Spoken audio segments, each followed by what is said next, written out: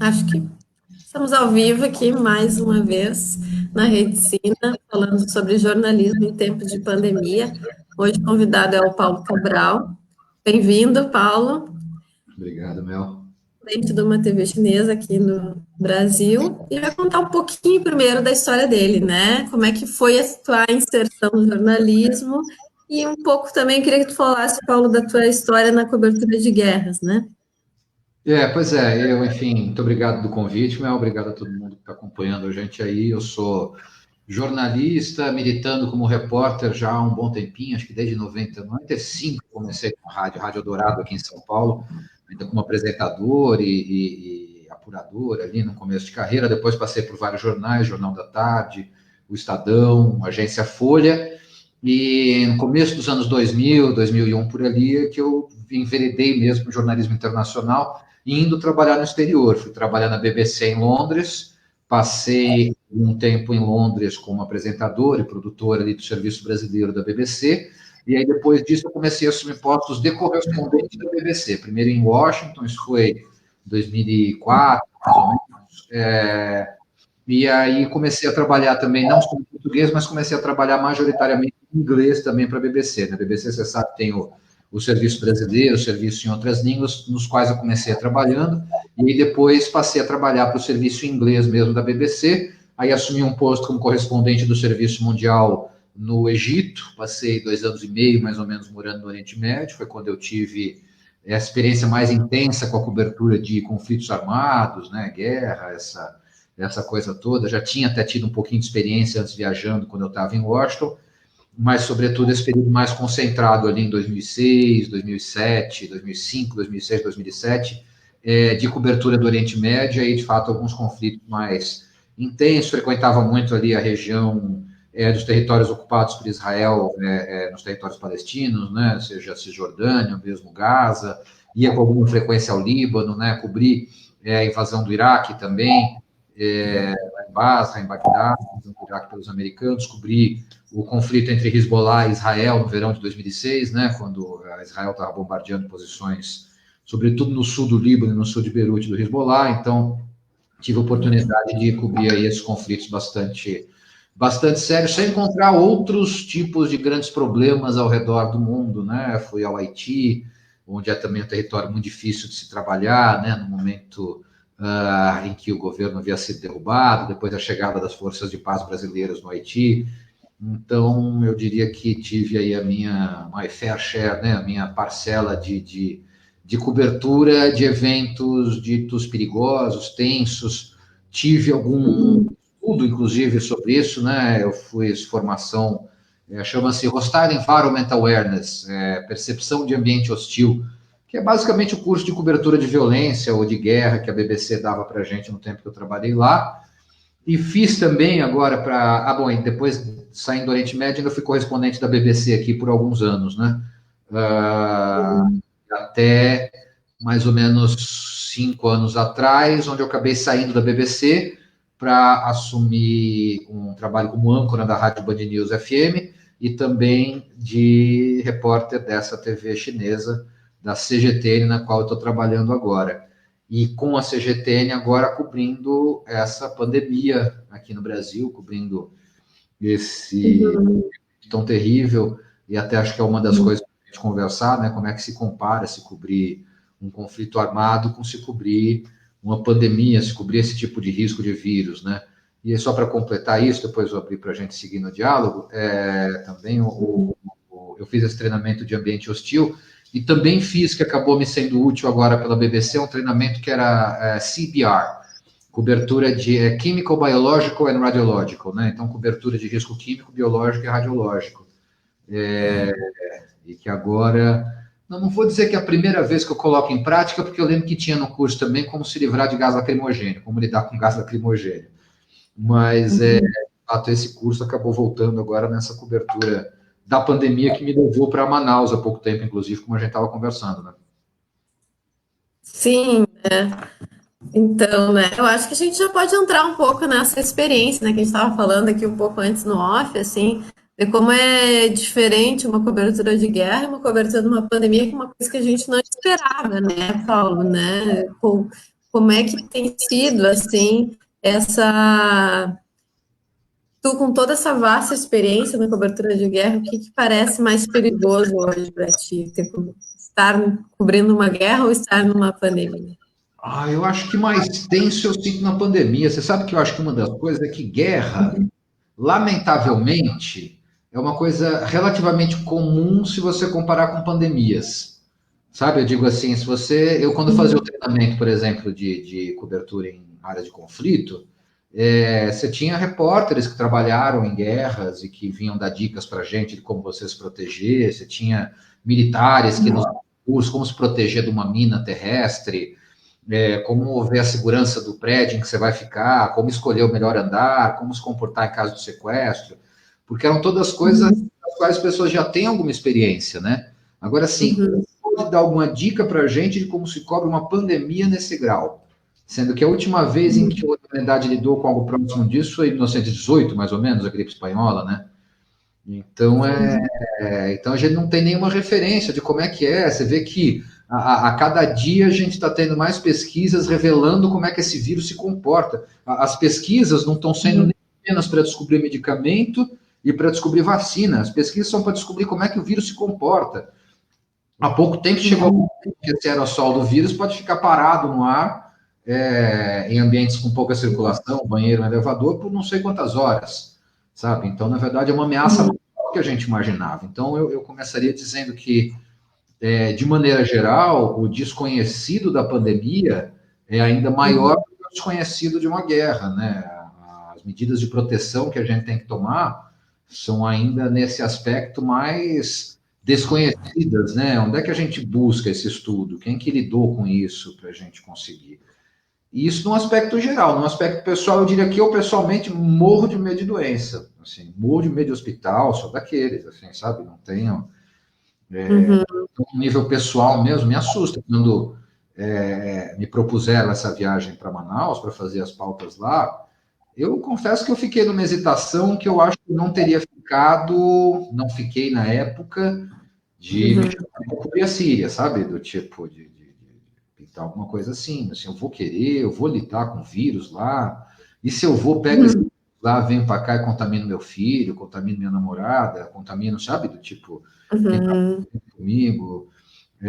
Ou ainda um outro medo que me dava quando eu estava indo para Manaus, cara, de peso marcado, eu acabei enrolando 10 dias, não, 12 dias para ir para Manaus, porque um outro que eu tinha era de, por acaso, levar vírus para lá. Do tipo assim, quando começaram, na verdade, assim, quando pegaram a coisa da cobertura de agente de saúde, eu não sabia para onde é que eu ia. Pensei, bom, vou para a Amazônia, querem que seja agente de saúde na ponta, onde é que o negócio está acontecendo. Depois que eu defini que era Manaus, mas nesse primeiro momento em que eu pedi dele para a Amazônia, eu, além do medo de me contaminar, eu pensava assim, nossa, e se eu vou para lá e eu acabo ajudando a espalhar a contaminação? Nada, se for para visitar uma comunidade com agente de saúde, além do risco de eu estar contaminando, havia o risco de eu eventualmente espalhar uma contaminação, sabe? Isso tudo era bastante tenso. Eu te digo que me deixou mais tenso. Enfim, é muito difícil. Por mais que a gente tome cuidado, você não sabe se, de repente, voltei para o carro, né? Parei o carro para filmar uma coisa, a gente descia do carro já ornamentado, fosse com um macacão, fosse com uma jaqueta de nylon e tal, né? Botava óculos e tal. E quando ia voltar para o carro, o meu fotografista, a gente se borrifava alto, para o Papa conseguir entrar. Mas é um risco assim que de repente você distraiu e um pedacinho da roupa que você não jogou um álcool, você vai colocar aquele vírus no teu carro, ou uma pessoa que se distrai e fala sem óculos e vê um aerossol da pessoa falando no olho, aquilo tem vírus. Então, para mim é mais tenso exatamente por essa, acho que, dificuldade de se identificar a ameaça de uma maneira mais clara e da aleatoriedade das medidas de proteção que você pode tomar. Sim. Teve algum momento mais tenso nessa cobertura lá em Manaus? Quando é que foi? Quantos dias tu ficou? Eu fiquei 3 dias. Teve 2 dias, olha, o primeiro dia foi de gabinete, a gente entrevistou o governador, que chegou, ficou uma boa distância da gente, mas lá no palácio, tranquilo. Mas eu diria que para começar, Isso é pegar um avião, né? Assim, enfim, é entrar num avião, passar no aeroporto, 3 horas e meia, de volta a Manaus, naquele ar-condicionado, no avião, você tem que ficar, de fato, com a máscara direto, né? Porque você está num ambiente extremamente fechado, pressurizado, com gente ali e tal. Todo mundo no avião na ida estava de máscara, na volta tinha uma pessoa que não estava de máscara, na ida tinha todo mundo de máscara. Que a primeira tensão já começa nisso, você ir para o aeroporto pegar um avião, né? Tipo, e lá em Manaus, primeiro dia foi mais de gabinete, mais tranquilo. Segundo dia, a gente foi para uma cidade a 100 quilômetros de Manaus, chamada Manacapuru, em que a gente foi acompanhar agentes de saúde trabalhando, indo de casa em casa, para passar orientação para a respeito do Covid, para monitorar quem podia estar apresentando sintoma. E aí aquela coisa, foi tudo paramentado, tanto eu como o cinegrafista, né? A gente foi paramentado, óculos, com máscara, roupa de plástico, macacão, todo coberto, touca, para evitar qualquer tipo de contato e qualquer coisa assim. Então, eu diria que o fato de você se paramentar, eu acho que já gera uma tensão em si só, sabe? O fato de você estar circulando por ali, e aí naquela mesma cidade a gente foi no posto de saúde, o posto de saúde cheio de gente, a gente foi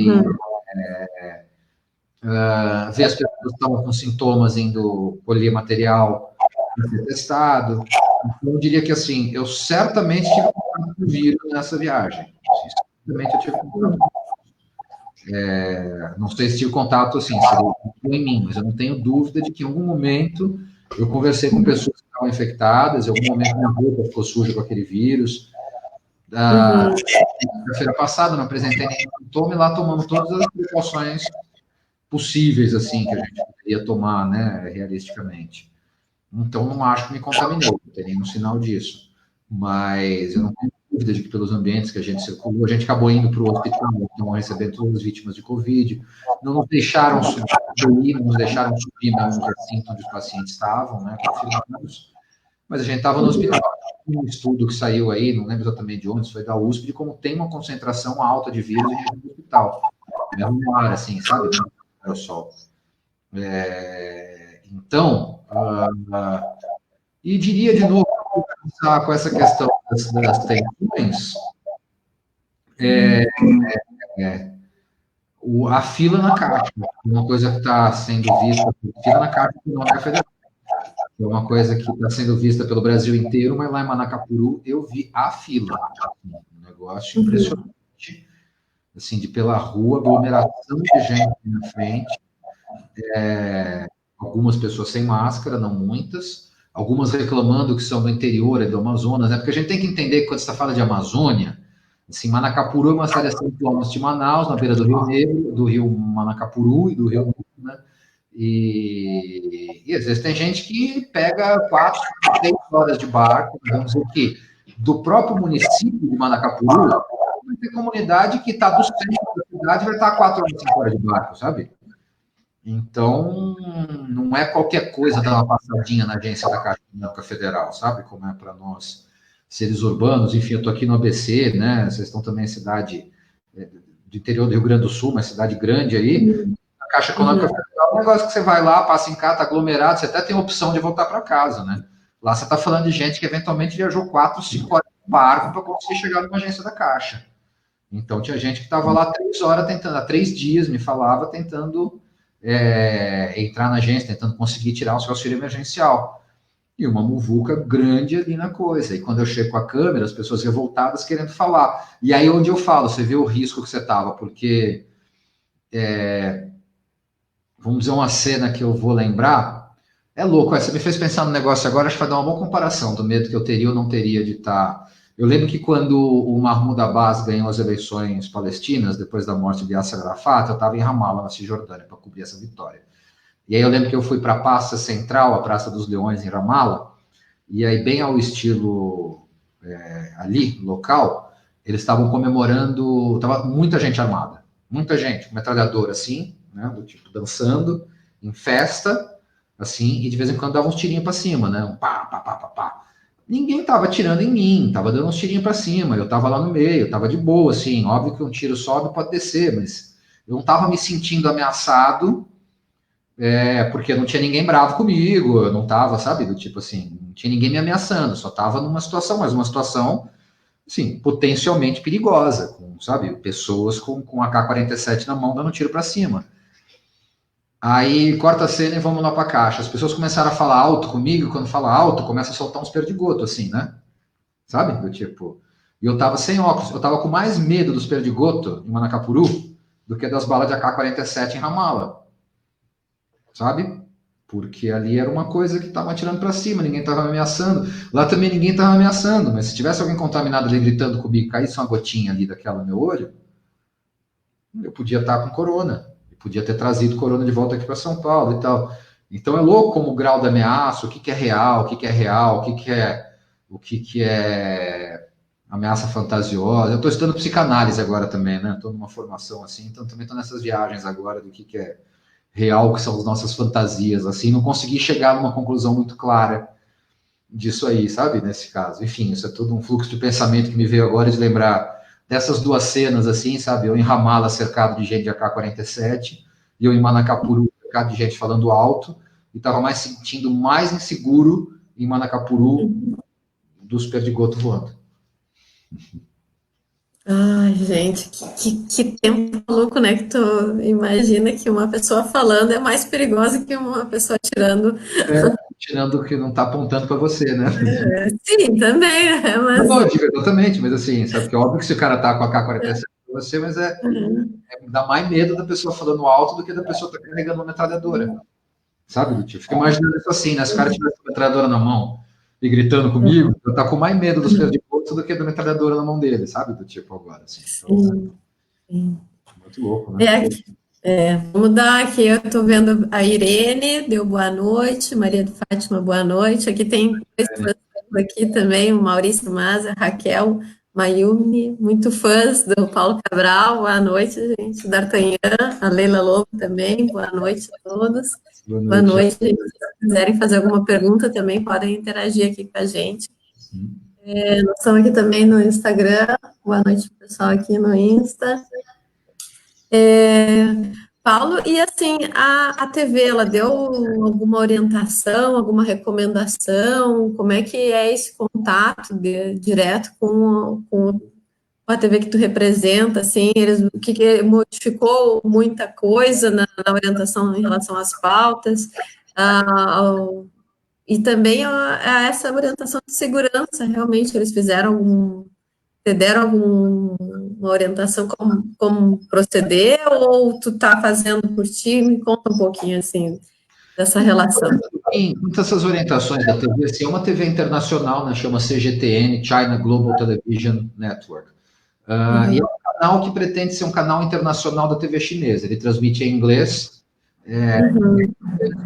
junto com CNN, BBC, e, sobretudo, um canal que é mais conhecido nessa pegada, que é lá o Al Jazeera International, né, que é a TV dos árabes em inglês. Então, essa é do chinês em inglês. E até é uma pergunta que me pinta assim, como é que é o tipo de controle editorial ao qual eu sou submetido por trabalhar numa TV chinesa, onde a gente sabe que é um país onde a circulação de informação está muito longe de ser livre, né? A censura é algo real e conhecido na mídia chinesa. Como eu sou um canal em inglês da TV chinesa, eu diria que nós somos literalmente para inglês ver. Não é para o público chinês. Então, a intenção é ter um canal que seja reconhecido como um canal que faz um jornalismo de verdade, com padrões editoriais de verdade.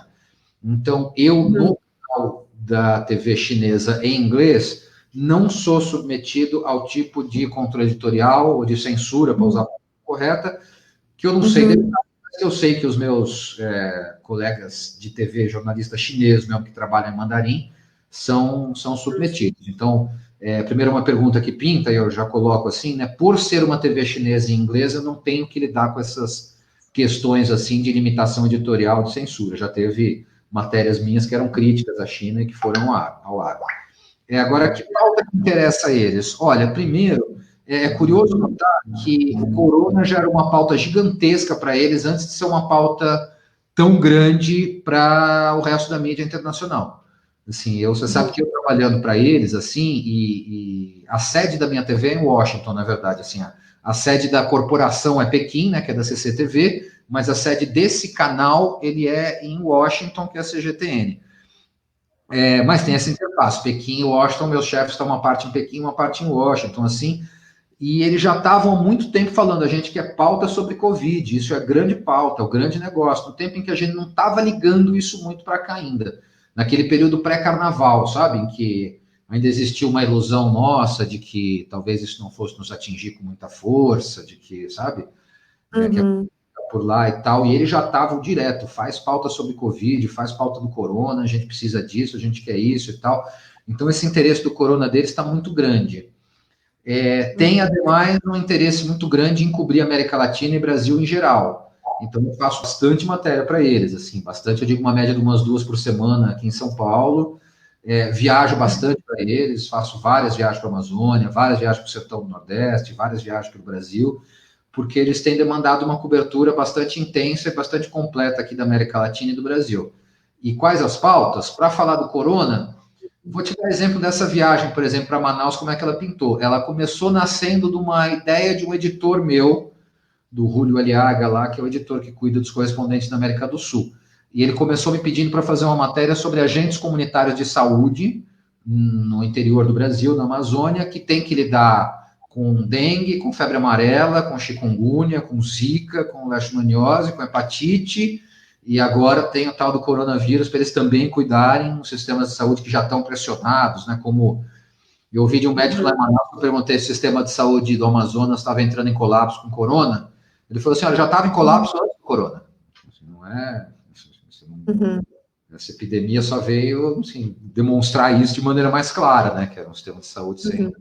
Mas voltando à questão da pauta, começaram me pedindo essa pauta dos agentes de saúde, eu falei, bom, já que eu vou para lá, então, deixa eu ver que lugar da Amazônia que eu vou e propor mais um parzinho de pautas. Aí propus de ir para Manaus e fazer uma pauta sobre o colapso do sistema de saúde lá, como é que estava, né, o hotspot aqui no Brasil, que era Amazonas, e um outro sobre saúde indígena, né, que eu lá consegui falar com gente da FUNAI, próximo dos índios, com um governador de Amazonas e tal, e aí aceitaram as 3 pautas e me toparam fazer. Então, vocês veem que são, assim, eu acho que essa pauta, sobretudo, que meu editor sugeriu, dos agentes comunitários de saúde, eu achei uma bela pauta, foi o que me incentivou de ir para lá, sabe? Porque eu achei que era uma história que, inclusive, merecia ser contada, que merecia estar em qualquer TV brasileira ou internacional, sabe? O pessoal que trabalha ali na ponta, que conhece os comunitários e como é que eles estão lidando com isso, sabe? Que levam informação para pessoas muitas vezes analfabetas, sabe? Que tem que ir, que só vão acreditar se for alguém na porta deles bater um papo mesmo, olhando no olho, sabe? E eu vi a dedicação, o gosto com que essas pessoas fazem esse trabalho lá e tal. Então, achei que... Porque, assim, tem pautas que eles me pedem, tem pautas que eu sugiro e que eles aceitam, e tem o que é muito comum, uma coisa mais geral, assim, falo, olha, a gente quer pauta sobre coronavírus. E aí eu sugiro uma coisa, ou a gente quer pauta sobre mudança climática. Para te dar exemplo de pauta, há pouco tempo foi isso, queriam pauta sobre mudança climática. Aí eu sugeri fazer uma matéria lá nos Lençóis Maranhenses, para mostrar como é que estão os lençóis, como é que podem estar sendo impactados por isso. E aí conseguimos passar 4 dias lá viajando pelos lençóis, indo até o fundão dos lençóis, para fazer uma matériazinha de 2 minutos e meio, 3 minutos para eles sobre isso. Então, o que é muito legal, e foi uma das coisas que me fez aceitar esse trabalho na TV chinesa, né, saindo da BBC, é que, de fato, eles têm bala na agulha para fazer um jornalismo bem feito. Assim, além de me pagarem direito, né, sobretudo, se eles gostam da pauta, eles mandam fazer. Foi a primeira empresa que eu trabalhei na vida em que a discussão editorial é desconectada da discussão de orçamento. Eu primeiro convenço meus chefes e editores, jornalistas em Washington de que a pauta é boa. Ninguém me pergunta, quando eu estou discutindo isso, quanto é que vai custar. Porque aqui a experiência é, tinha uma puta ideia, cara, pera um pouquinho. Quanto é que vai custar esse negócio? Antes da gente continuar conversando. Lá não. Lá a conversa, tem essa sugestão de pauta, não gostei. Essa sugestão de pauta, essa eu gostei. Então, essa aqui é só mandar a conta aí que a gente paga. Então, não tive, assim, 5 anos trabalhando lá, não tive nenhum orçamento recusado.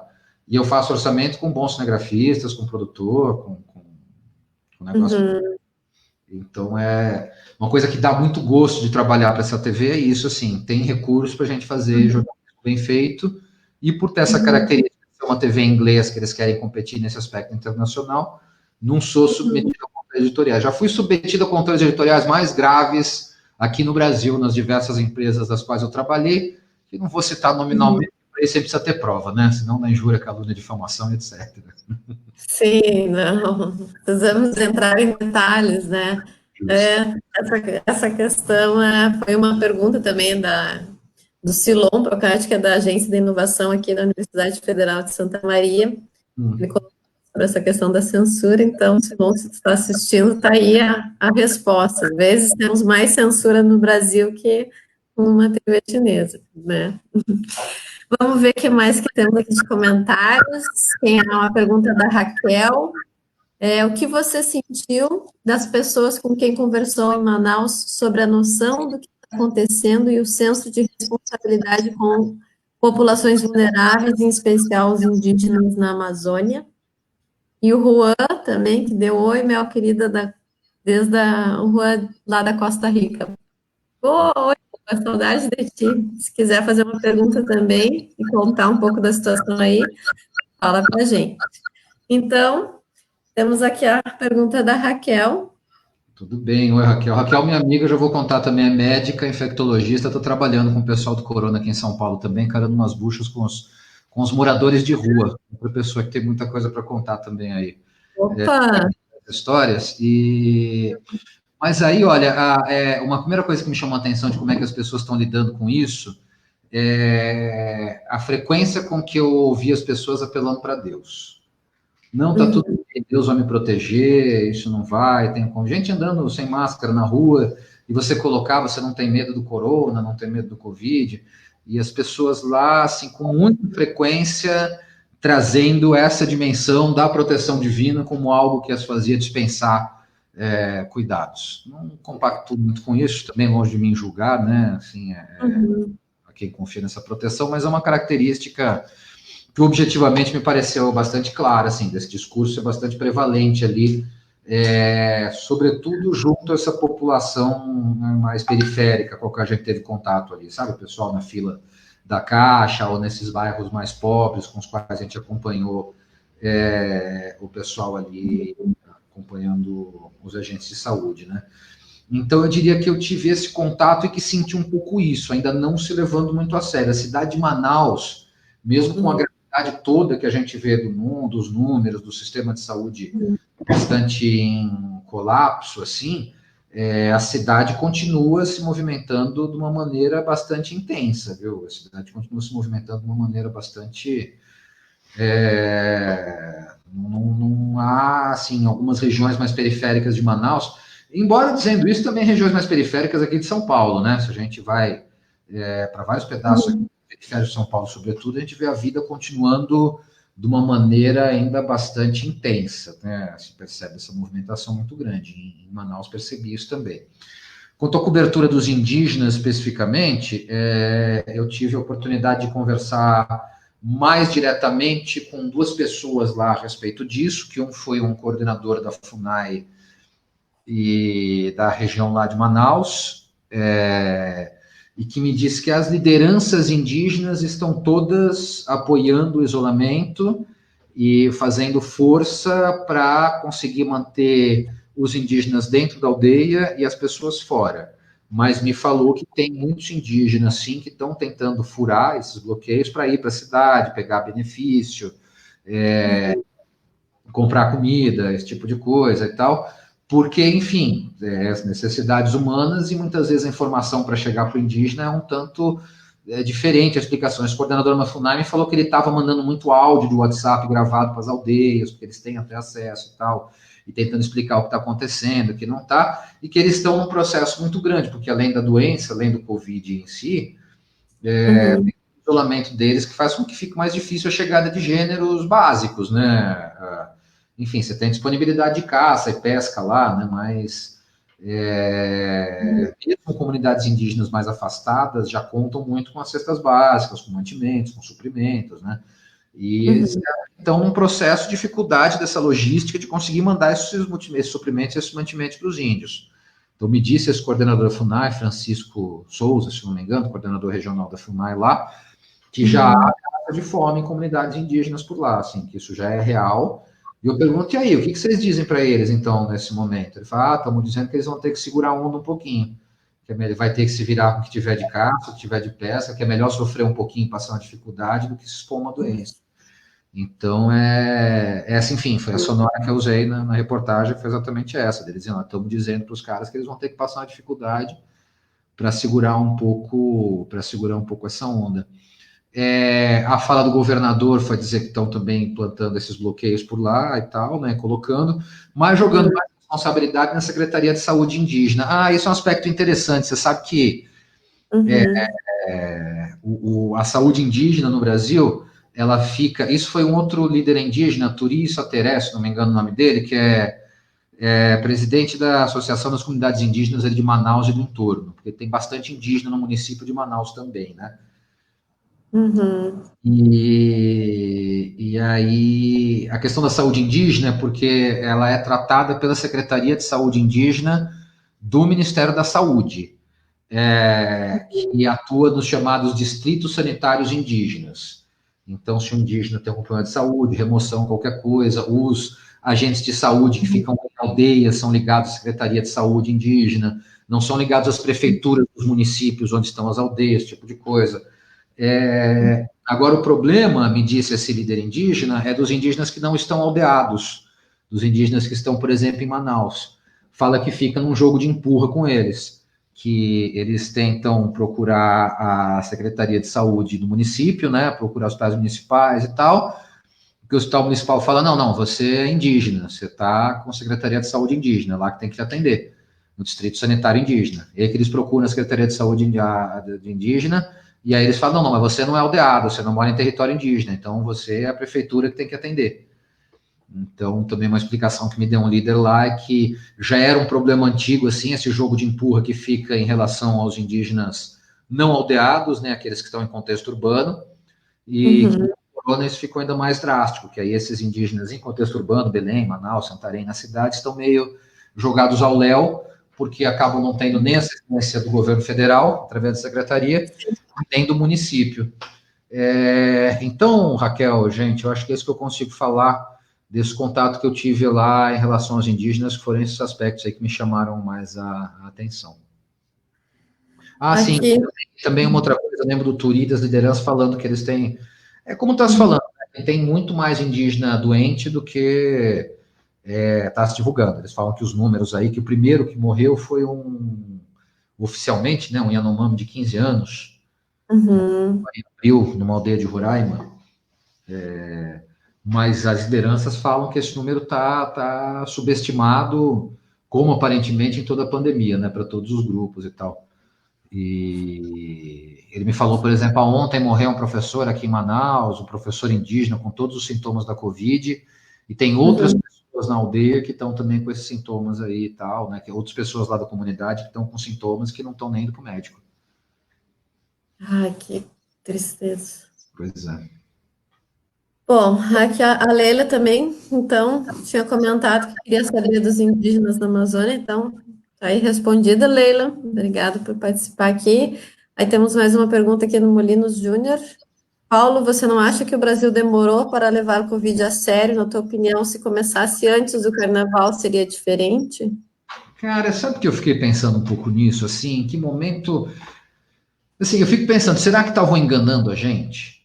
Não sei, não estou dizendo que eu acho isso nem nada. Será que já sabiam que tinha Covid circulando e com medo de cancelar o carnaval, de não sei o quê? Será que isso estava acontecendo? Não estou nem sugerindo que isso aí talvez... Como é que chama mesmo? Molinos, o colega aqui perguntou? Molinos Júnior, Júnior Molinos.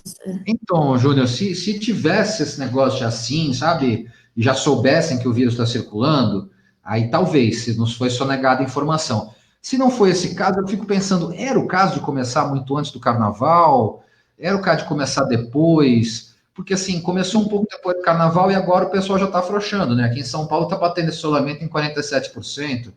Será que se tivesse começado antes do carnaval, em que não estava ainda o vírus talvez circulando tanto, ia ter se conseguido começar essa quarentena de uma maneira mais intensa com as pessoas e que ela tivesse se mantido também no pós-carnaval?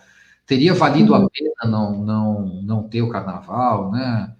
Então, não sei o que te dizer. Eu passei um carnaval delicioso em Pernambuco. Né? Então, eu prefiro encarar esse carnaval como ainda bem que eu consegui dar uma extravasada no meu carnaval para depois me trancar. Sabe? Desconsiderando que a gente está sendo enganado, né? Se alguém está enganando a gente, já sabia e tal, e sacanear é outra coisa. Mas se não, talvez tenha sido a nossa catarse ali para conseguir agora segurar a onda e tal.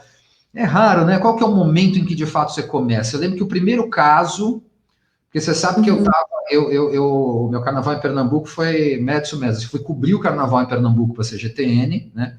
Queria uma matéria de carnaval, porque cobrem sempre o carnaval do Rio. Ano passado tinham feito da Bahia, e aí esse ano eu sugeri, vocês não querem fechar a trinca agora dos grandes carnavais do Brasil, Rio, Bahia e Pernambuco? E toparam, muito antes do Covid estar acontecendo. E eu lembro que no dia 26, eu estava no aeroporto para voltar para São Paulo, e tive que voltar um pouco antes, porque tinha sido o primeiro caso confirmado aqui no Hospital Albert Einstein, aqui em São Paulo. Que foi quando o primeiro caso foi confirmado, foi exatamente na quarta-feira de cinza, dia 26, logo pela manhã. Eu vim para cá. Será que era para se já ter começado o isolamento social antes, a gente ia passar mais tempo em isolamento? Será que, na verdade, se não tivesse começado naquele momento em que começou e as pessoas tivessem aderido de maneira mais vigorosa e a gente tivesse conseguido, será que então não era para começar antes, mas era para já ter começado com lockdown mesmo, sabe? Do tipo assim, chumba. Não sei, cara, não sei, Molinas. Eu acho difícil dizer. Acho que tem muito picareta no mundo, mas tem muita gente sincera que entende também, sabe? Do tipo, E tem quem tá no meio termo, sabe? Do tipo assim, né? Digamos,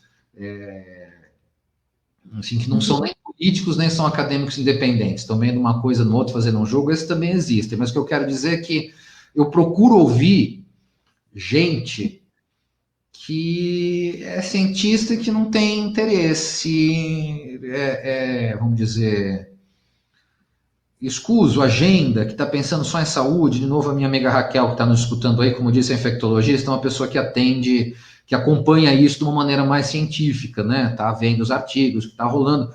E aí, uma vez eu perguntei para ela, falei, Raquel, tem alguém que merece ser ouvido e que está dizendo que não é o caso da gente fazer esse isolamento? Porque, assim, ouvir o Nix Lorenzoni e Bolsonaro não me interessa. Assim, sabe o que eles têm a dizer?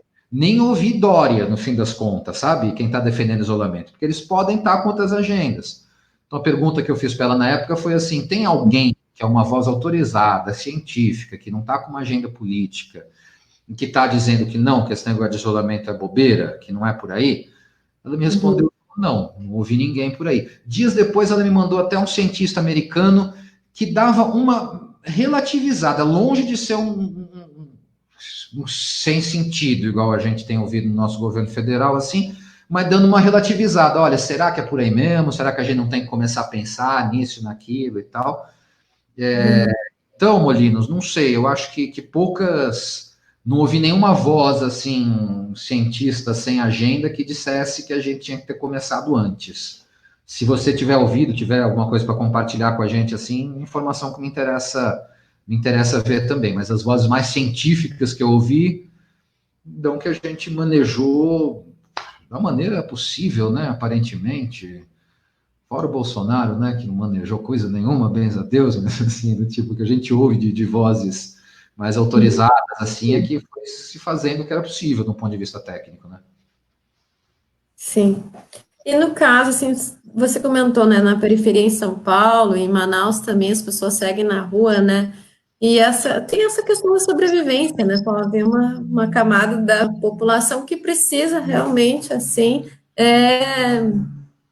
trabalhar para comer, né? Como é que fica, assim, tem esse auxílio e tal, mas nessas partes que te toca, assim, na cobertura, assim, como é que tu vê essa relação com essa parte da comunidade, da parte dos governos, da própria mídia, enfim, em relação a essa população ainda que precisa, né?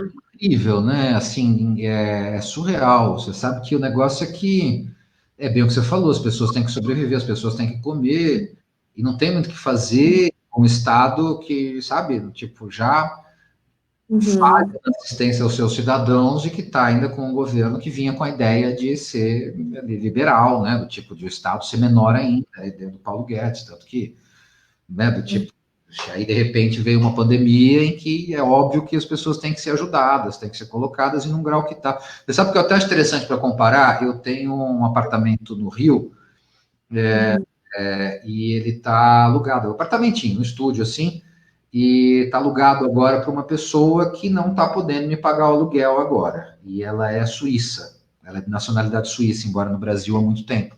E ela está me garantindo que ela vai me pagar o aluguel, está atrasado 2 meses e tal. O marido dela é artista, né? Está sem fazer show nenhum e tal. Porque ela está esperando chegar a ajuda dela do governo da Suíça. Ela fala que é só uma questão de eu esperar um pouquinho, porque mesmo ela estando morando fora, como ela é cidadã uhum. suíça, nesse momento, o governo suíço está disponibilizando ajuda financeira para o cidadão suíço, mesmo que ele esteja morando fora do país. Então, eu estou esperando que o governo suíço, inclusive, cumpra isso, porque aí o meu aluguel chega também. Né? Mas, enfim, estou compreendendo, deixando lá. Acho que é o momento, assim, sabe, do tipo, da gente, né, ter esse grau de compreensão. Né? Eu, felizmente, Uhum. né, como jornalista, minha renda não diminuiu, né? Eu continuei cobrindo, assim, continuei fazendo matérias. A TV aceita que eu faça meus vivos de casa aqui agora, faça entrevista por Skype. Então, tiveram também essa compreensão comigo, e eu estou procurando ter essa compreensão com a minha inquilina de, vamos, sabe, segurar a onda que não estamos podendo, né? Assim, do tipo, acho muito nobre quem tem empregada doméstica continuar pagando salário e não fazer empregada vir trabalhar, sabe? Do tipo, se tiver essa condição, pensar nisso. Então, acho que isso, num grau individual, é algo que a sociedade precisa, acho que cada pessoa, dentro da sua possibilidade, né, dentro do seu quadro, assim, tentar pensar um pouquinho também aí para além. Do ponto de vista do Estado, sim, assim, essa ajuda. Não gosto de chamar de ajuda, porque não é ajuda, isso é imposto que a gente paga e tem um momento em que esse imposto tem que se reverter, Sim. sustentar a sociedade no momento em que esse recurso é necessário, né? E eu, Uhum. de novo, digo de bom grado que o meu imposto eu não estou precisando dele devolvido para mim agora na forma de auxílio emergencial, mas de bom grado usem, sabe, para auxiliar quem precisa, uma mensagem minha com o pessoal. Dito isso tudo, eu nas periferias de Manaus, também aqui de São Paulo, não percebo apenas as pessoas saindo porque precisam buscar sobrevivência. As pessoas também estão saindo para baladinha, para, sabe, você percebe eu indo para a zona sul de São Paulo, você vê assim bares cheios, sabe, de gente ali. Uhum. Muito cuidado de fazer esse julgamento, porque estamos falando de periferia e fazendo isso. Também não quero fazer esse julgamento porque assim, para o rico Uhum. é não só mais fácil ficar em casa sem trabalhar, como é mais fácil ficar na sua casa grande, confortável, com todos os Netflix da vida, sabe? Do tipo, bem aquecida, com um quarto para cada pessoa, talvez com uma boa televisão, com não sei o quê, sabe? Com recursos, onde eu imagino que para muita gente na periferia que tem que estar, sabe, eventualmente morando numa casa menor, com várias pessoas dividindo o quarto e não sei o quê, deve ser mais difícil ainda, imagino eu, do que para quem está numa casa confortável ficar dentro de casa. Então também não quero, essas pessoas que são ignorantes, que estão saindo para a rua e estão ficando em boteco quando devia estar dentro de casa. Rapaz, sabe, eu estou bem aqui no meu apartamento, sabe, com os quartos confortável e tal, e então queria trazer isso assim. Acho que ao mesmo tempo não vejo só as pessoas saindo buscando essa sobrevivência financeira, vejo também Uhum. na periferia as pessoas saindo buscando descontrair, estar tá na vida, um pouco de saúde mental também, sabe? Os, Mas não quero julgá-los, porque afinal, sabe, do tipo, né? Enfim, cada um sabe a dor a delícia do seu que é. os bares estão abrindo em São Paulo agora? Rapaz, bar então, boteco, assim, aqueles bares que nunca puderam estar abertos, continuam abertos. Entendi. A famosa birosca, e você, né? Uma coisa que você circula por lá é que eu digo, você circula aqui de carro. Eu fui a Paraisópolis agora fazer uma matéria. Acho um bom exemplo para falar de Paraisópolis, por exemplo, para trazer essa assim. Paraisópolis, uma das maiores comunidades ou favelas de São Paulo, 100 pessoas mais ou menos moram por lá. e eu fui lá fazer uma matéria sobre como a comunidade está se organizando para conseguir cuidar dela mesma. Então, você tem a Associação de Mulheres de Paraisópolis, está fazendo marmitas, 10 mil por dia, está distribuindo marmita pela comunidade para as pessoas que perderam renda poderem comer e para os velhos não terem que sair de casa. Fizeram cooperativa de costureiras para costurarem máscaras na comunidade e emprestaram as máquinas de costura da associação comunitária e mandaram para casa das pessoas para fazer um home office de costureira, para elas poderem fazer as máscaras, ao mesmo tempo distribuir na comunidade e gerar alguma renda. Eles contrataram 3 ambulâncias e uma equipe médica e de enfermeiros para ficarem lá, para quando tiver que remover gente da comunidade, porque falaram, o SAMU já demorava e está demorando mais ainda, né, o serviço de urgência público, né? Então, eles contrataram ambulâncias e enfermeiros e médicos da comunidade para fazer esse serviço e buscar as pessoas. Então, Paraisópolis foi um lugar onde, de fato, está de parabéns a comunidade pelas iniciativas todas que tomou de cuidar de sua saúde, de possibilitar que as pessoas consigam ficar isoladas. Teve outro programa lá que eles falaram que adote uma diarista e estão pedindo lá para benfeitores. A mesma favela tem a sua burguesia, né? Então, ali a burguesia da comunidade ajudando a bancar o pagamento de diaristas que estão sem trabalho. Então, teve um trabalho muito bonito na comunidade autóctone que nasceu lá, né, da Associação de Moradores, de organizar isso tudo e de se cuidar. Essa é uma cena 1. Agora corta para outra cena de como Paraisópolis está movimentada. Como você vai para as ruas lá e as pessoas estão na rua, sabe? Muita loja aberta, loja de tudo, loja de roupa e tal, sabe? Porque é o que eu falei, são lojas que provavelmente já eram irregulares antes, sabe? Do tipo, dentro da comunidade, né? Já não existiam formalmente para o Estado, então já não podiam estar abertas e continuam abertas sem poder estar. Tipo assim, aquela coisa. Então, achei interessante trazer esse exemplo para trazer isso. Eu acho que, ao mesmo tempo, as comunidades estão trazendo exemplos muito bonitos e muito bons de união no momento em que o Estado as abandona, mas também é nelas que a gente acaba encontrando um desapego, um desrespeito maior a essa noção aí de necessidade de isolamento e distanciamento social. E temos mais uma pergunta aqui do D'Artagnan. Claro. Figueiredo. Apesar de todos os problemas do SUS, os agentes de saúde chegam aos locais mais isolados sem o SUS. Chegam aos locais mais isolados. Sem o SUS, como ficaria a saúde destas pessoas? Sem os agentes de saúde, sem o SUS, rapaz, eu acho que o SUS, eu digo claramente, né, assim, é essencial. Sim, eu acho que uma das coisas que a gente está percebendo com essa pandemia é a importância do SUS. Me parece que o D'Artagnan deve concordar comigo aí, pela observação que ele fala da importância desses agentes de saúde estarem na ponta. É uma coisa boa, país civilizado, né? Assim, por mais que a gente reclame do SUS e tal, enfim, é duro porque, assim, a maioria dos países europeus tem os seus sistemas públicos de saúde que funcionam relativamente bem, né? O NHS na Inglaterra, que é um grande modelo, o sistema canadense. Agora, se comparar com os Estados Unidos, não necessariamente o pobre brasileiro está pior do que o pobre americano, não, viu? Assim, o pobre americano, ele até vai ter um atendimento de urgência, emergência, mas, assim, vamos dizer que o atendimento de urgência e emergência no Brasil é complicadíssimo porque você não tem a Tássia, que a minha namorada está aqui, é enfermeira, trabalha no Einstein aqui em São Paulo, mas também trabalhou já no SUS e tal, tem uma noção também disso, que a gente anda conversando até bastante disso. Se você ultrapassa uma barreira do atendimento de urgência e emergência na saúde pública, né, que às vezes é difícil, aquelas filas enormes, em geral você acaba sendo bem tratado. Sabe que transplante no Brasil, por exemplo, é feito exclusivamente pelo SUS, né? Do tipo, você não tem, você até faz um convênio, depois tem que ser reembolsado. Tem coisa assim que mesmo você tem dinheiro, você vai acabar caindo no SUS, na alta complexidade, né? Coisa assim que no fim das contas é nosso dinheiro público que está bancando. Então, um dos grandes problemas do SUS é que, às vezes, os pobres não conseguem atravessar essa primeira barreira do atendimento básico, né? Não conseguem sobreviver o suficiente para conseguir chegar nesse atendimento complexo, né? Porque é uma sensação que eu tenho, uma coisa muito técnica, né? Mas que nós que somos privilegiados de ter um plano de saúde, né? De tal, você não morre na fila do hospital esperando um atendimento inicial de emergência, né? Do tipo de urgência e emergência. Então, se ultrapassa a primeira barreira, que muitas vezes a pessoa mais pobre não vai conseguir atravessar. A partir do momento que a gente ultrapassa essa pequena barreira, o SUS acaba sendo universal ali, a complexidade, né? Você conseguiu entrar no Hospital das Clínicas, Você não vai ter hotelaria que você tem no Einstein, né? Mas você vai acabar tendo um tratamento com médicos que muitas vezes estão fazendo nos dois hospitais.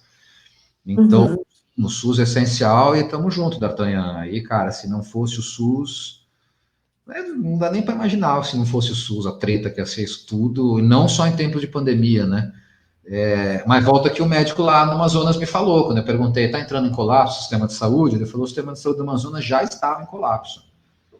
Agora isso só está, né? Tipo, já tinha problema de falta de equipamento, de médicos meses, médicos, enfermeiras, meses e meses sem ser pagos.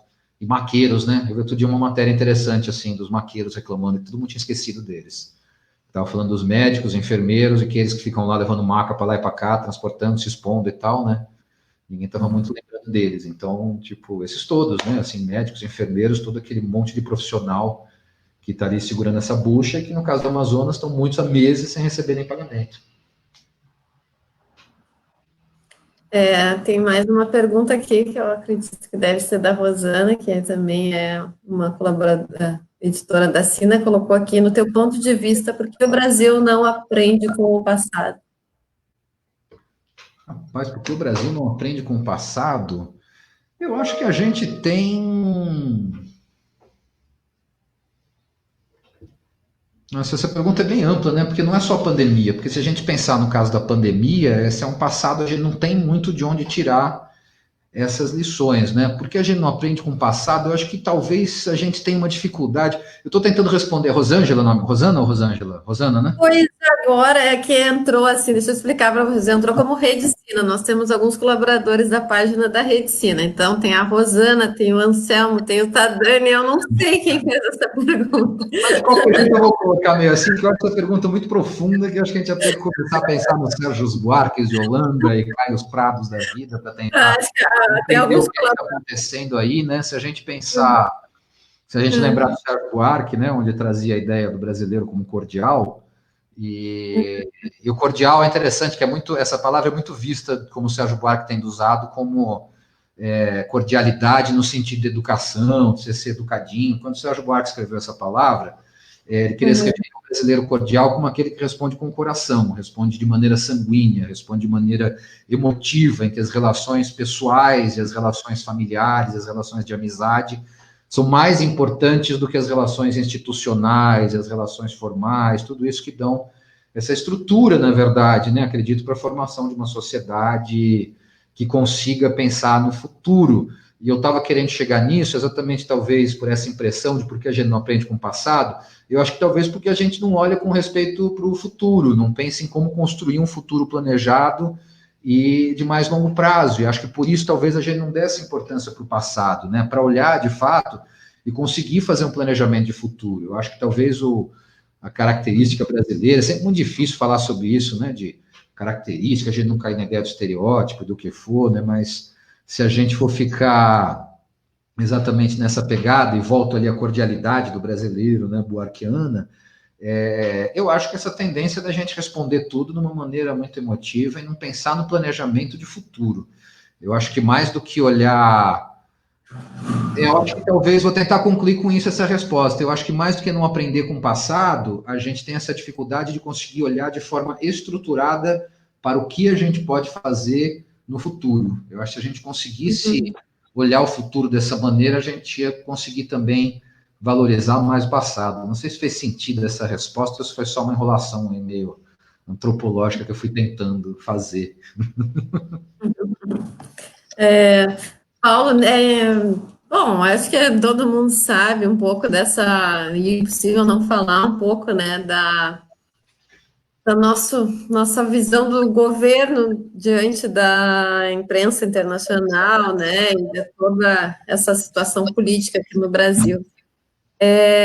Também tivemos, assim, vimos um conflito também no começo não me lembro agora exatamente quando foi, mas entre o governo brasileiro e o governo chinês, por causa da família ali do Bolsonaro, enfim. Eu queria que tu falasse um pouco também se tem como, né, dessa visão deles, da China, digamos, em relação ao Brasil, através da tua percepção quanto correspondente de uma TV chinesa.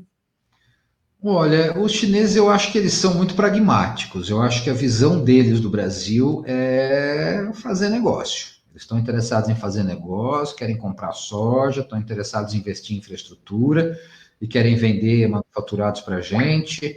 E acho que eles não têm, porque assim, a gente teve um século americano no século XX, né? Os americanos eles se miscuíam de maneira direta e concreta em aspectos da política latino-americana, né? A gente sabe que a CIA atuou diretamente para derrubar o governo de Salvador Allende no Chile, né? Em 73.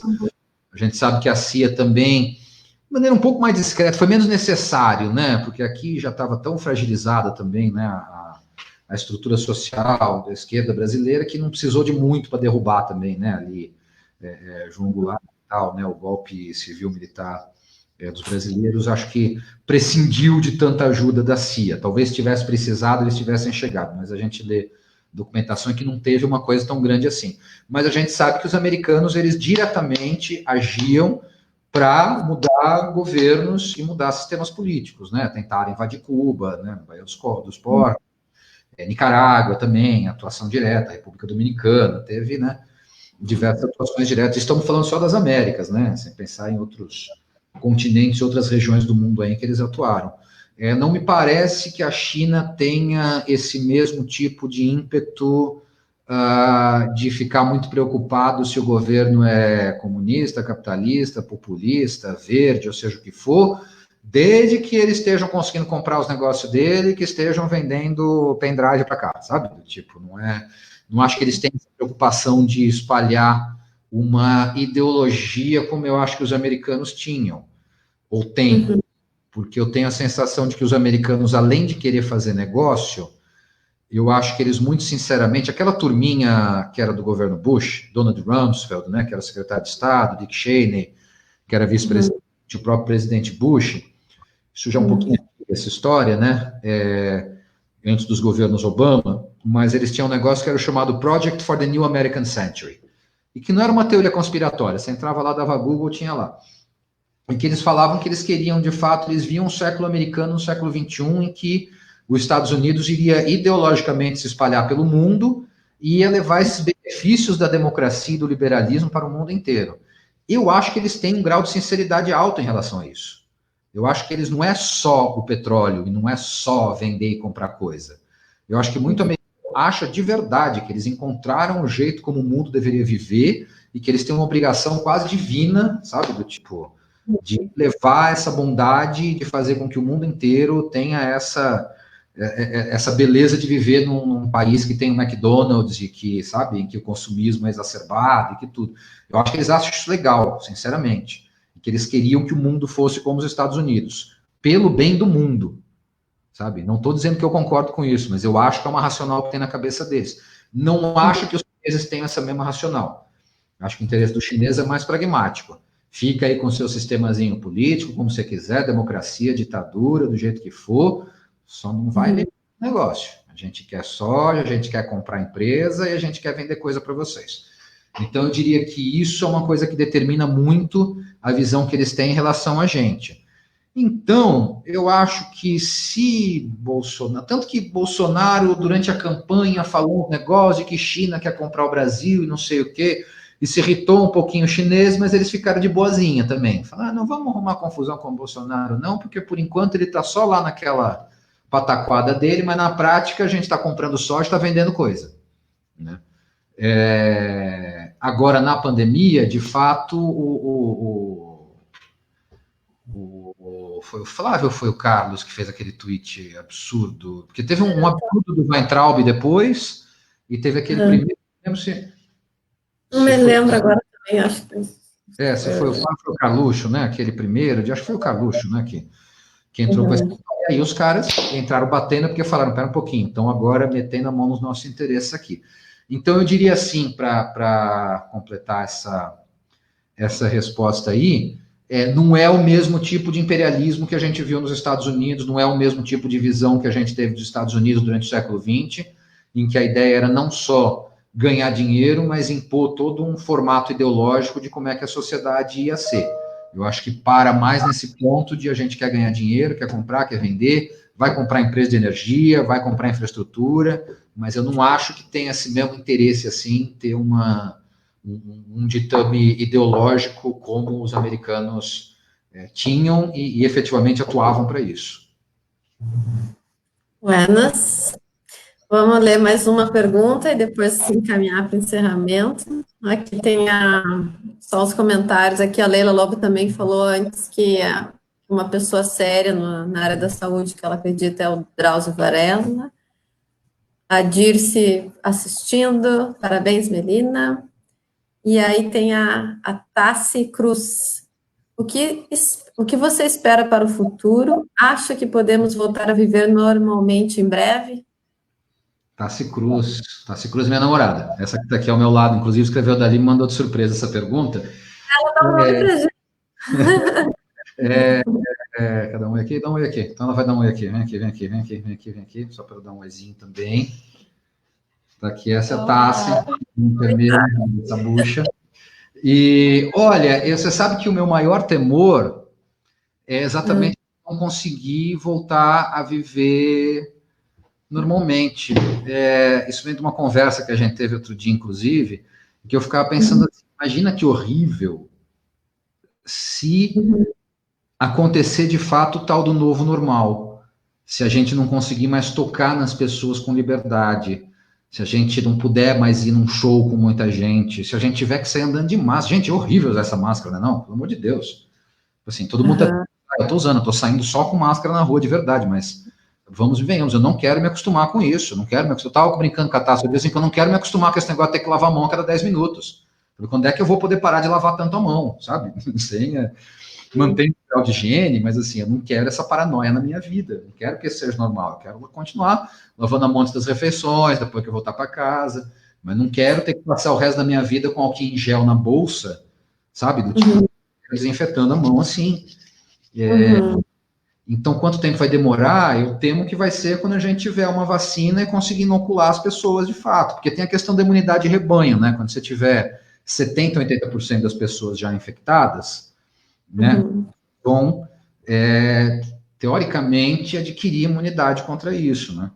Então, vai ser no momento em que a gente vai conseguir voltar a viver normalmente, vai ser no momento que a gente tiver já uma boa imunidade de rebanho, 70%, 80% das pessoas tendo sido infectadas, e os outros 20%, 30% tendo recebido uma vacina para a coisa poder ficar normal. Você sabe que eu estou com uma situação agora, eu moro aqui em Santo André, e aí eu moro com o Luca Moreno, normalmente, né? Ele agora, e os meus pais moram atravessando a rua aqui, literalmente no prédio da frente. E meu fígado, portanto ele é imunossuprimido, né? Ele toma remédios para suprimir o sistema imunológico dele, já tem 15 anos, sei lá, o transplante dele, então tá tudo certo em relação a isso, mas é um grupo de risco por ser imunossuprimido. Eu ia ter que ficar trabalhando, não conseguia me isolar completamente para cuidar da saúde dos meus pais, estão aqui na frente do meu filho. Então, acabei tendo que deixar o Luca com os meus pais trancado no apartamento deles lá, esses assim, né, para eu poder trabalhar e mantê-los seguros lá, né. Agora, essas aulas do meu filho vão voltar antes da vacina, antes dessa treta ser resolvida. E no caso do meu pai, até tem um médico aí que está dizendo que os imunossuprimidos são os mais protegidos nisso aí. Isso é uma coisa que eu preciso ver depois. Mas, em princípio, o meu pai é de um grupo de risco, 70 anos, né, de idade, vai fazer 70 agora esse ano, imunossuprimido. E quando meu filho voltar para a aula, como é que nós vamos fazer isso? Quando é que ele vai poder visitar o vô dele e dar um abraço gostoso assim, né, agora que está passando esse tempo todo? Então, não sei como vai ser essa normalidade. O que mais me assusta, o que mais me dá medo é isso, é a gente cair numa distopia, se a gente não descobrir uma vacina, em que a gente vai ter que ter esse novo normal. Eu ainda tenho uma esperança de que não, viu? De que a vacina vai pintar, de que as pessoas vão ficar imunizadas e que isso vai ser uma memória na história, igual ficou a memória da gripe espanhola, sabe? E que, de fato, em algum momento a gente vai conseguir voltar para um normal mais próximo do que era aquele normal nosso, né? Porque se for pensar, depois do H1N1, né, depois da SARS, depois disso tudo, as pessoas já começaram. Eu lembro que logo no começo da epidemia do Covid aqui no Brasil, fazer uma matéria com a fábrica lá de álcool gel. E aí eles tinham a produção estava 20 vezes maior. Eu perguntei como é que foi na H1N1. Ele falou assim, olha, quando a gente começou a vender, a produção também subiu 6 vezes. Aí depois, quando passou o susto, a produção diminuiu, o consumo de álcool gel diminuiu em relação ao pico da epidemia, mas ficou mais alto do que era antes. As pessoas começaram a usar mais álcool em gel. Então eu lembro que álcool em gel praticamente não existia por aí antes da H1N1, né? Ou da SARS, assim, você não via pelas ruas. Depois disso, começou já a ter álcool em gel bem mais comumente. Então o normal já mudou. No momento que a gente está com esse novo circulando. Então, certamente vai ter um novo normal depois dessa ameaça que o Covid nos trouxe. Eu espero que ele não altere essencialmente a nossa possibilidade de nos congraçarmos, inclusive fisicamente, com os nossos amigos e pessoas queridas ou não queridas nas ruas, sabe? Espero que não tenha mais que ter medo de alguém estar falando alto do meu lado, porque isso vai ser um perdigoto que vai cair em cima de mim, né? Como é que a gente se protege disso? É que eu digo, a gente, quando o mundo lidou com a pandemia da AIDS, né? Você tinha uma coisa específica que era usar a camisinha, você se proteger daquilo, e você conseguir identificar comportamento. Primeiro começou com a coisa preconceituosa dos grupos de risco, né? Felizmente se passou disso, mas você conseguia identificar a ideia de comportamentos de risco em relação ao HIV, né? Tipo, usar droga injetável, né? Fazer sexo sem proteção, com muitos parceiros e tal. Isso é um comportamento de risco. Agora, no caso do corona, o que é comportamento de risco, meu Deus do céu? É falar com alguém, você trocar uma palavra com alguém sem estar de máscara já é um comportamento de risco. Olha que loucura, sabe? Então, como é que vamos sair desse normal? Eu preciso sair disso. Esperemos que sim. Esperemos que essa coisa, porque tem ainda alguma desconfiança de se é possível a reinfecção, né? Porque tradicionalmente o vírus você se infecta uma vez e aí você adquire uma imunidade. O problema do vírus da gripe é que ele muta todos os anos, né? Até onde eu entendo, e por isso você tem que todo ano vacinar de novo contra o vírus da gripe. Se esse corona for um vírus muito louco, que muta muito rápido, e que a gente não consegue vacina, e que mesmo depois de você ser infectado uma vez você não adquiriu imunidade, rapaz, aí a casa caiu, aí é filme mesmo, né? Aí, enfim, mas esperar que não, né? Que não seja um vírus tão maluco e que uma vacina tá por aí e que vamos sim conseguir voltar. Eu tô com. Qual que é o show mesmo que você tá esperando? The Wailers, né? Tava pro Brasil. Eu tava com um show, a gente tava pô, vou contar uma historinha assim, meio por acidente, eu e a Tassi compramos, ela comprou ingresso para um show para ela e para mim, e eu comprei ingresso para um show para mim e para ela no mesmo dia, sem ter falado com o outro. E era no dia 20 de março, não era? 20 de março. Eu tinha comprado para o show do Xangai no Blue Note aqui em São Paulo, e ela tinha comprado para o show do The Wailers no Espaço das Américas. E a gente tava nesse debate de que show dos dois que a gente vai, cancelar os dois. Sim. Em algum momento a gente tem que ir lá ver o The Wailers, que ela comprou ingresso, em algum momento a gente tem que ir lá ver o Xangai, que eu comprei. Se tudo der certo, vai ser em dias diferentes. Se os dois marcar de novo no mesmo dia, aí, rapaz.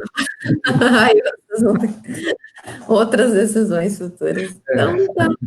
Bom, vale lembrar também, né, que o Paulo, além de jornalista, está promovendo sarais online aí, descontraindo com os amigos de noite, algumas vezes.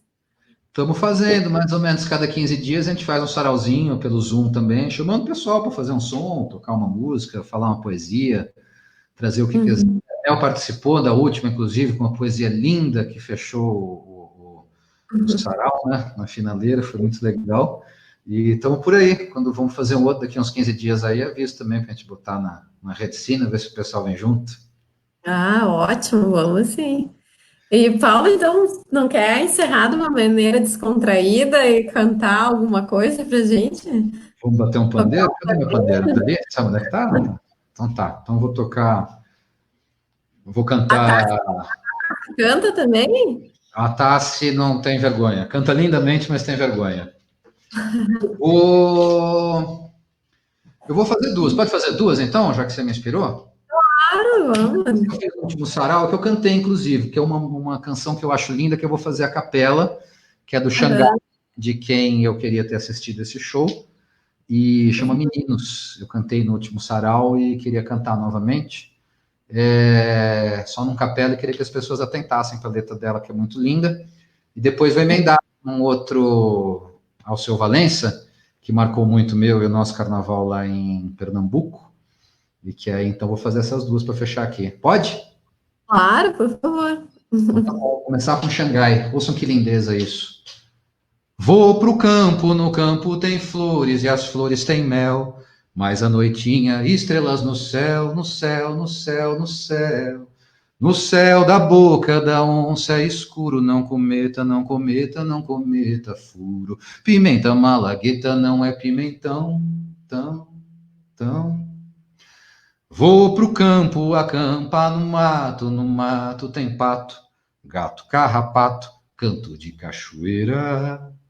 Dentro d'água, pedrinhas redondas, quem não sabe nadar não caia nessa onda, que a cachoeira é funda e afunda. Não sou tanajura, mas eu crio asas, com os vagalumes eu quero voar, voar, voar, voar. O céu estrelado hoje é minha casa, fica mais bonito quando tem luar, luar, luar. Quero acordar com os passarinhos, cantar uma canção com sábia. Quero acordar com os passarinhos, cantar uma canção com sábia.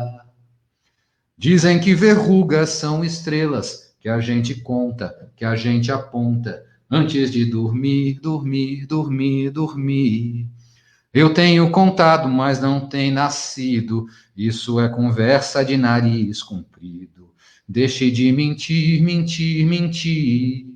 Os 7 anões pequeninos, 7 corações de meninos, e a alma leve, leve, leve, são folhas e flores ao vento, o sorriso e o sentimento da Branca de Neve, neve, neve. Não sou tanajura, mas eu crio asas, com os vagalumes eu quero voar, voar, voar. O céu estrelado hoje é minha casa, fica mais bonito quando tem luar, luar, luar. Quero acordar com os passarinhos, cantar uma canção com sábia. Quero acordar com os passarinhos, cantar uma canção com sábia. Que lindo. Agora eu vou bater um pandeirinho, que inclusive a Mel nos conhecemos que eu tocando pandeiro na praia em algum lugar, no Rio de Janeiro, 2006. Não vamos falar essas coisas não, né? Mas foi lá para ainda... Faz tempo. 5, 6, aquele negócio. Pois é. Na bruma leve das paixões que vem de dentro, tu vem chegando pra brincar no meu quintal. No teu cavalo feito no cabelo ao vento, e o sol parando nossas roupas no varal. Tu vem, tu vem, eu já escuto os teus sinais. Tu vem, eu já escuto os teus sinais. A voz do anjo sussurrou no meu ouvido. Eu não duvido, já escuto os teus sinais.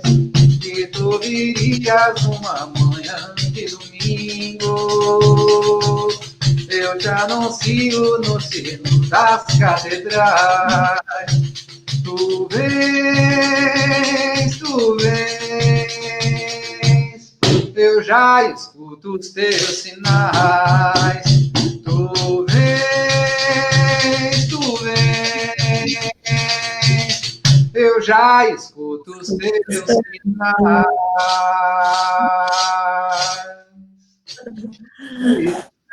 Isso aí.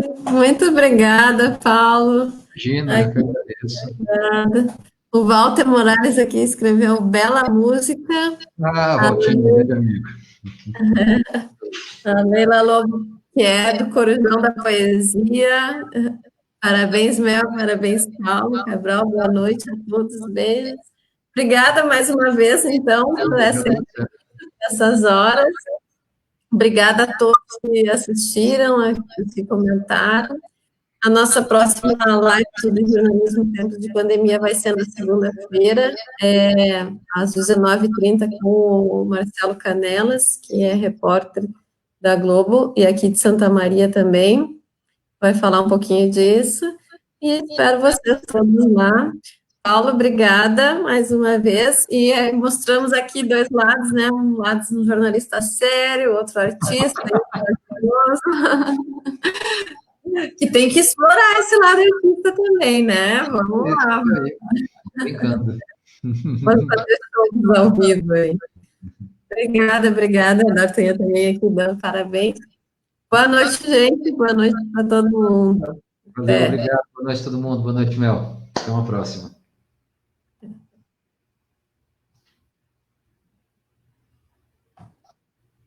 Vamos ver se saiu da